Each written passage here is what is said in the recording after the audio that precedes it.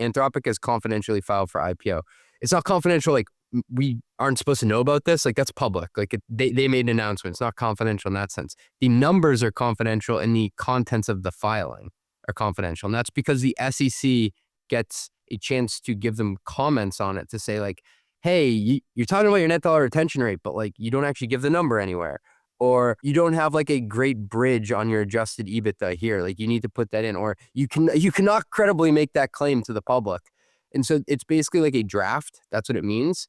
And then what usually happens 6 to 8 weeks after, if they want to release it and they are planning to IPO, is that they will have quote unquote blessed filing, but it won't have the number of shares up yet and it won't have the price. Those go in at the very last moment, right before it goes live. So in that sense, actually, there are 3 different waves of like having this filed. When's the roadshow happening and when's the quiet period in that process?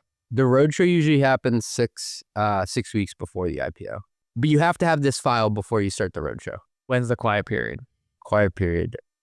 I would think they're in the quiet period now then. I don't know. I don't actually know that. All right. I am asking the AI overview on Google. An IPO quiet period has 2 main phases. It begins the moment a company officially starts its registration process with the SEC and ends 40 days after the stock begins trading. Got it. Yeah, it must be because Krishna, their CFO, just went on Invest Like the Best last week. So it's like, perfect timing. Got it in right before he filed. You could have done that.